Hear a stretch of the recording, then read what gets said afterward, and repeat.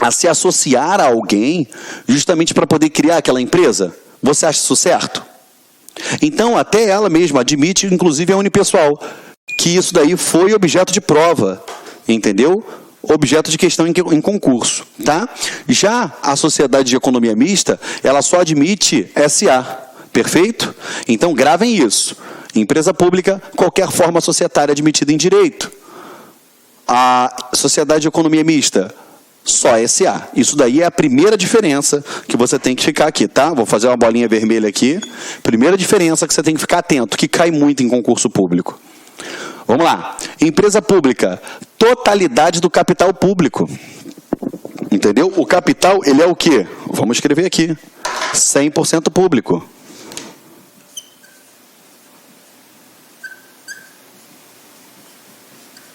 O capital, ele será 100% público.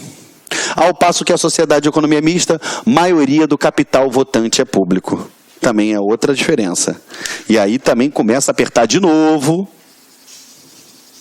Tá bom? Isso aqui. Como assim, Geraldo? Me explica isso. Vamos lá. Só para você ter uma ideia. Deixa o titio fazer aqui no cantinho aqui que não está rabiscado para não atrapalhar lá. Tá bom? Você tem que entender o seguinte, dentro de um capital social, eu tenho dois tipos de ações. Ações com direito a voto e ações sem direito a voto, tá? Então vamos dar um exemplo aqui, tá? Isso é exemplo, tá? Eu estou inventando aqui agora. Suponhamos que o Banco do Brasil, uma sociedade de economia mista, ele tenha dos 100% do seu capital, ele seja distribuído da seguinte forma. Vamos lá. 60% do capital e 40% do capital. Foi? Vamos lá. Esse capital, ele vai ter tipo de ações preferenciais, beleza? E ações ordinárias. Beleza? Vamos embora, só para você entender. Vamos lá, direito tributário de novo. O direito tributário não, perdão, empresarial. Vamos lá. Suponhamos que você, cheio da grana, aluno, tenha 100% das ações, tenha todas as ações preferenciais. O aluno aqui, ó, tem 60%, aluno. Tenha 60% das ações preferenciais. Lembrando que as preferenciais, ele recebe primeiro,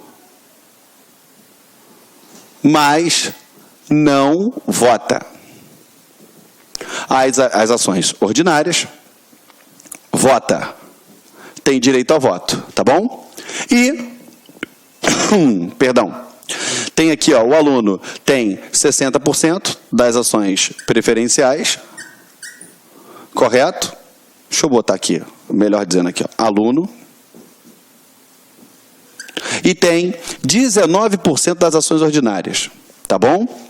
E a administração pública possui 0% das ações preferenciais e 21% das ações ordinárias. Quem manda nessa situação aí?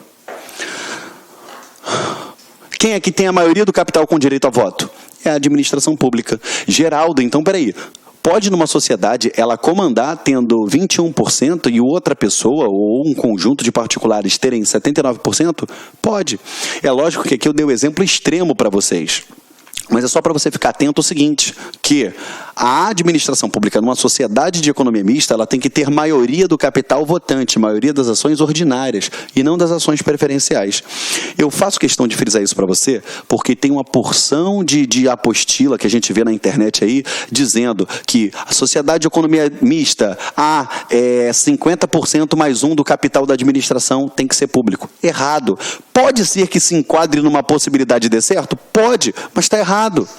Por quê? Você tem que falar a maioria do capital com direito a voto é público. Quer ser mais técnico? Maioria das ações ordinárias públicas. Entendeu? Não pode dar mole em prova. Cada vez mais está arrochando o laço. E quanto mais informações você tiver que te distingue da maioria, você vai ter seu sucesso. Tá bom? Entendeu como funciona? Aperta o pause aí, enquanto eu bebo água, para poder copiar.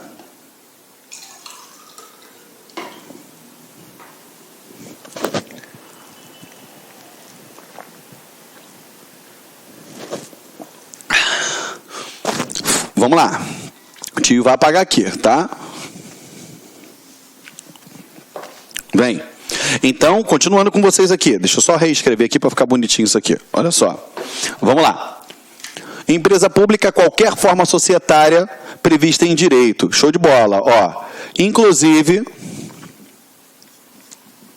unipessoal. Tá bom? Já a sociedade de economia mista só admite SA.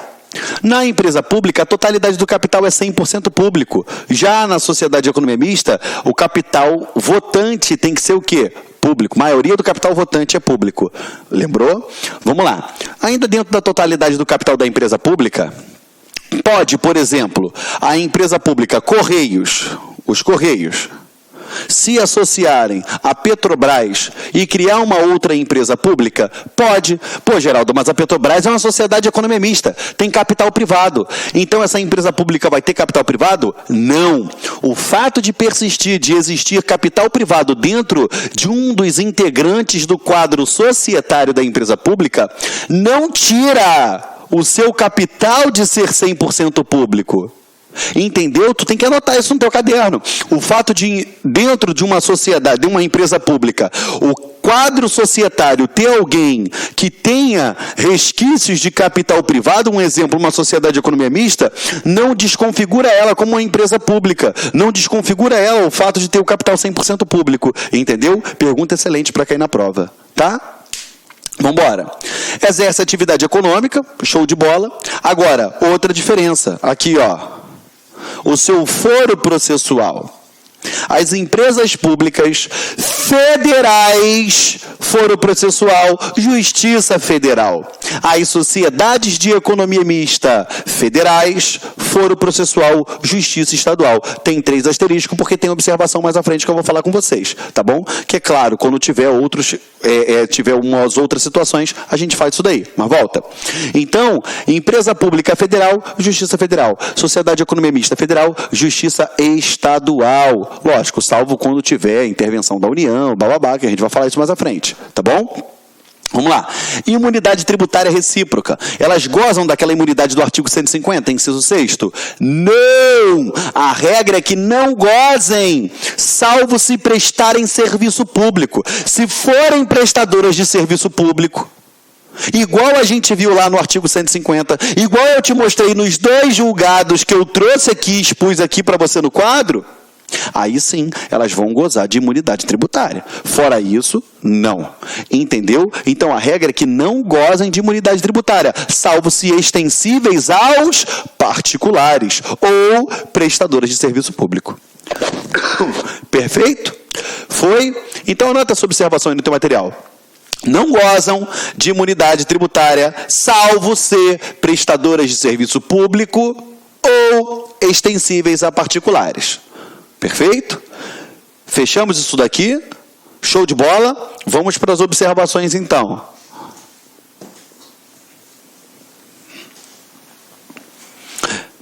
Lembrando, tá? Que as outras características que você já sabe, elas são criadas mediante autorização legislativa, depende do registro dos atos constitutivos em órgão competente para adquirir a personalidade jurídica. Tudo isso a gente falou lá atrás. Agora a gente só está parando as arestas e falando especialidades de cada uma. Olha para cá. Ó, somente tem foro na Justiça Federal as causas em que as empresas públicas federais forem interessadas, exceto as de falência, acidente de trabalho e sujeita à Justiça Eleitoral e Justiça do Trabalho. Ou seja, então, o foro processual das empresas públicas, Justiça Federal. Show de bola. Agora, salvo quando se tratar de quê? As de falência, as de acidente do trabalho e sujeita à Justiça Eleitoral. Tá bom? Foi? Não vou me aprofundar dentro da celeuma que diz respeito às falências, que isso daí a gente fala em aula própria disso. Mais à frente. Tá bom? Vamos lá. Aqui, ó. Em se tratando de empresas públicas estaduais e distritais, municipais, a competência da Justiça Estadual. Isso é óbvio, tá bom? A imunidade tributária, ela somente é possível quando a empresa pública ou sociedade de economia mista preste serviço público ou extensível a particular. Se o particular fizer juiz, ela tem direito àquilo ali. Entendeu? Foi? Então vamos fazer questão a respeito disso. Vamos lá. Ali, ó, a empresa pública criada com a finalidade de explorar atividade econômica deve ser necessariamente formada sob o regime de pessoa jurídica de direito privado. Opa, a empresa pública criada com a finalidade de explorar atividade econômica deve ser necessariamente formada sob o regime da pessoa jurídica de direito privado. Certo, certo. Empresa pública, direito privado. Acabou, não tem dúvida com relação a isso. Perfeito? Vamos lá. Próxima. As sociedades de economia mista integram a administração, estão sujeitas à supervisão de uma secretaria, que é a tal da supervisão ministerial, show de bola, e não podem gozar de benefícios fiscais que não sejam extensíveis ao setor privado. É uma afirmação correta. Por quê? Porque a exceção é quando prestem serviços públicos. E aí a gente traz a jurisprudência do tribunal. Então, elas gozam de imunidade tributária? Não, salvo as que sejam extensíveis a quem? Ao setor privado. Ponto. Extremamente correta essa questão. Beleza? Se ele botasse... Aqui, ó, se ele botasse aqui, ó, somente nesse caso, aí beleza, a gente vê que tem um erro. Aqui, certíssima afirmação. Tá bom? Próxima. A empresa pública exploradora de atividade econômica sujeita-se ao regime jurídico próprio das empresas privadas, inclusive quanto às obrigações tributárias. Certo? Ela vai se sujeitar a todas as obrigações tributárias? Sim. Eu não vou ter nenhum benefício trazido para as empresas públicas. É porque as pessoas acreditam que por ela ter o capital 100% público, ela vai gozar de benefícios. Não, porque já pensou, por exemplo, a Caixa Econômica Federal, que é uma empresa pública, se ela gozar desses benefícios, vai botar as taxas todas lá embaixo e eu quebro todos os outros bancos. E não é interessante para a administração pública que isso aconteça. Entendeu? Vamos lá. Próximo. Fundação pública. A gente fechou aí a empresa pública e sociedade de economia mista e agora vamos dentro de fundação pública. Bem simples, bem direto, não tem como você errar isso em prova. Olha lá. O que é fundação pública? Você tem que pensar o seguinte, é um capital dotado de personalidade jurídica. Beleza? Grava isso na tua cabeça, olha só. Fundação pública é a entidade dotada de personalidade jurídica de direito privado, sem fins lucrativos, criada em virtude de autorização legislativa, para o desenvolvimento de atividade que não exijam execução por órgãos ou entidades de direito público, com autonomia administrativa, patrimônio próprio, gerido pelos respectivos órgãos de direção e funcionamento custeado por recursos da União e de outras fontes. Quando ele fala de outras fontes, é porque eu posso ter um recurso estadual, um recurso municipal, ela pode receber doações, perfeito? Incentivos, um particular pode doar alguma coisa, perfeito? Estamos juntos? Até aqui estamos juntos? Não pode desenvolver atividade econômica, cuidado, tá? Você tem que levar em consideração que a fundação autárquica, que é a autarquia, a fundação pública de direito público, embora ela seja semelhante à autarquia, e você lembra que a autarquia lá atrás, ela pode desenvolver, de acordo com o artigo 173, parágrafo 1º da Constituição Federal, que ela pode desenvolver atividade econômica, aqui já está sendo vedado, tá bom? A fundação autárquica, ainda que se pareça muito com a autarquia, nesse aspecto elas vão ser diferentes, tá bom? Preste atenção nisso daí, não dá mole, tá? Vamos lá. Vamos fazer questão, olha só. O que ele fala aqui, ó? De acordo com a jurisprudência do STF e com a interpretação doutrinária, as fundações públicas podem ser criadas com personalidade jurídica de direito público diretamente por lei específica. Certo ou errado? Certo. Por quê? Olha só, de acordo com a jurisprudência e com a interpretação da doutrina. Porque se ele perguntasse de acordo com a Constituição Federal, o artigo 37 disse que não. Mas o STF, a doutrina, diz que sim. A fundação pública ela pode ser criada com personalidade jurídica de direito público diretamente por lei específica? Sim, é a chamada fundação autárquica. Ou então a autarquia fundacional. Perfeito? Foi? É aquilo, a gente só bate em cima daquilo que de fato a banca cobra. Não adianta eu ficar divagando sobre várias outras coisas que não vai ser cobrado em concurso, tá? As fundações públicas podem ser instituídas com personalidade jurídica de direito público ou privado, certo? A criação das de direito público depende de autorização legislativa e a criação das fundações de direito privado depende diretamente de lei específica. Olha só, ele encheu de informações corretas, mas alterou a ordem. O erro está onde aqui? Ele está dizendo que a de direito público depende de autorização. Não, a de fundação de direito privado é que depende de autorização. Entendeu? Ele inverteu e por isso ela se mostra errada. Por isso que está errada essa afirmação, tá? Houve alteração aqui. A de direito público, que é diretamente por lei específica, e a de direito privado, que é mediante a autorização. Não pode dar mole quanto a isso, tá bom? A instituição de fundação pública deve ser autorizada por lei ordinária, ao passo que a definição de sua área de atuação deve ser feita por lei complementar. E aí? Certo ou errado? Certo ou errado? Está certo, gente, está certo. Somente por lei específica poderá ser criada, lei específica ordinária, poderá ser criada a fundação pública e depende de quê? Depende de lei complementar que defina a sua área de atuação. Ó, a instituição da fundação pública deve ser autorizada por lei ordinária, ao passo que a definição de sua área de atuação deve ser feita por lei complementar. Perfeito. Estamos juntos, gente? Fechado? Então, a gente encerra essa parte de organização do Estado. Perfeito? Encerrei esse bloco com vocês. E agora a gente parte para dar um passinho à frente, para falar de responsabilidade civil do Estado, que dá início lá no artigo 37, parágrafo 6º da Constituição Federal. Tá? E o que fala o artigo 37, parágrafo 6º? Ele fala assim, ó, as pessoas jurídicas de direito público e as de direito privado, prestadores de serviço público, responderão pelos danos que seus agentes nessa qualidade causarem a terceiros assegurado direito de regresso quanto responsável nos casos de dolo ou culpa. Geraldo, como funciona isso daí? Olha só. As pessoas jurídicas de direito público, União, Estado, Distrito Federal, municípios, autarquias e Fundação Pública de Direito Público.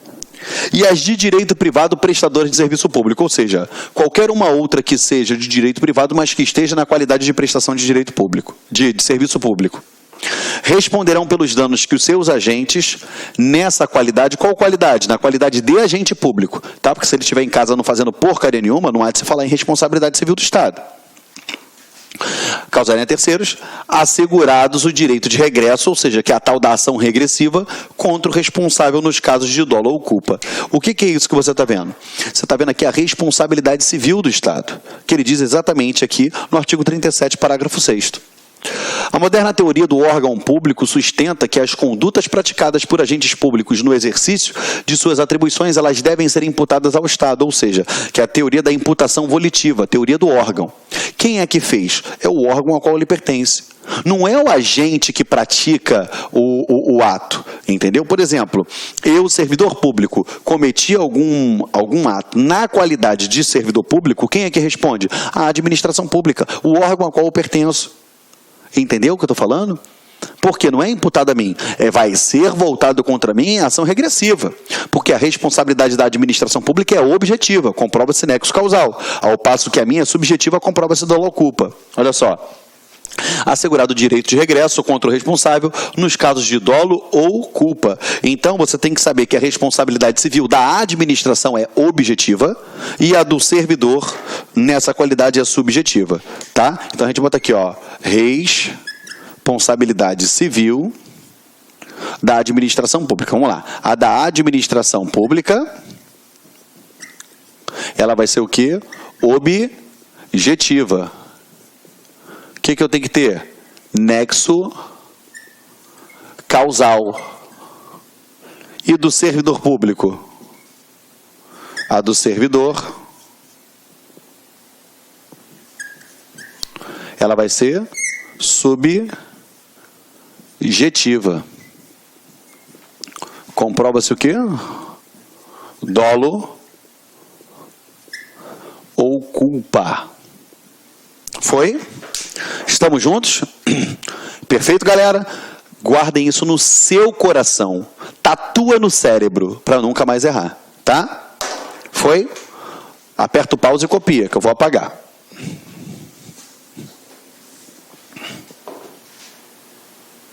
Vamos lá. Continuando aqui, ó. Quando a gente fala de responsabilidade civil, a gente tem teorias, né? E essas teorias elas foram evoluindo com o passar do tempo, a gente tem isso daí.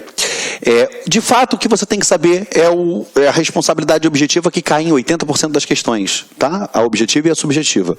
Mas algumas questões cobram isso de vocês e a gente tem que trazer para vocês, tá bom? Olha só. Teoria da irresponsabilidade, ou seja, o Estado não tinha o dever de indenizar, pois não cometia erros. O que é isso? Pensa, quando se trata Pensa na época do Império. O imperador cometia erros? Não. Por quê? Errado é quem achava que ele estava errado. Teoria da irresponsabilidade. Entendeu? The king do no wrong, né? Que você vê aí nos livros de direito. Ou seja, o rei não erra. Logo ele não tem que responsabilizar ninguém. Eu aplico essa teoria hoje? Óbvio que não, porque ela é típica de estados absolutistas. Entendeu? Teoria do risco integral. O dever de indenizar, ele cabe ao Estado, mesmo que a causa do dano seja imputada exclusivamente a quem? Ao administrado. Ou seja, se eu tenho, dentro da teoria do risco integral, me dá um exemplo geral de onde o Estado vai indenizar o particular, mesmo ele tendo cometido aquele ato. Vamos lá. Quando se tratar de acidentes nucleares, acidente com material nuclear, o Estado tem que indenizar, independente de qualquer coisa. É a teoria do risco integral. Perfeito? Foi? Vamos lá. Teoria da culpa administrativa. O que é essa teoria da culpa administrativa? É a obrigação do Estado indenizar, ela decorre da ausência objetiva do serviço público em si. Não se trata da culpa do agente público, mas culpa especial do poder público, caracterizada pela falta de serviço público. O que é isso? É quando o Estado, diante de uma omissão, ele gera um dano. Por exemplo, eu venho com meu veículo na rua, eu caio num bueiro, quebro a suspensão do carro. Posso processar a administração pública? Sim ou não? Posso. Por quê? Porque aquele buraco estava ali. Mas para processar a administração pública, eu tenho que comprovar o quê? Na culpa administrativa. Eu tenho que comprovar dolo ou culpa. De quem? Da administração pública. Ou ela teve a intenção de deixar aquele bueiro destampado, ou então ele agiu com o quê? Com culpa. O que é culpa? Negligência, imprudência ou imperícia. Então eu tenho que comprovar isso. Correto? Porque a omissão estatal me causou um dano. Então é teoria da culpa administrativa. Beleza? Foi? Agora, eu tenho o que se aplica na regra, assim, na maioria dos casos, beleza? Que é quando o Estado, num ato praticado, gera um determinado dano. Quando eu falo que ele pratica um ato, é através dos seus agentes. Entendeu? Por exemplo, um policial que cometeu algum erro, ou torturou uma pessoa, ou deu um tiro de uma maneira descuidada, entendeu? Ou foi um servidor do Tribunal de Justiça que, enfim, que cometeu algum erro. Vamos lá, é quando o Estado pratica um ato, beleza? Nesse caso, é a teoria do risco administrativo, que é aquela contida no artigo 37, parágrafo 6º, que eu falei para vocês. Olha lá, ó. A responsabilidade civil do Estado, por atos comissivos ou omissivos de seus agentes, é de natureza objetiva. Exige comprovação do nexo de causalidade, que eu coloquei lá atrás para vocês. Tem que ter o quê? Nexo de causalidade. Eu comprovo o nexo causal. Como assim, Geraldo?